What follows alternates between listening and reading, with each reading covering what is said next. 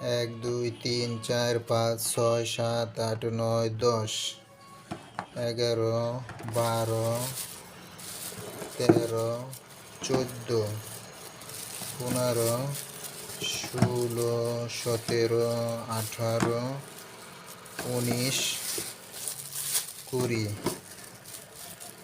21 22 23 24 25 26 27 28 29 30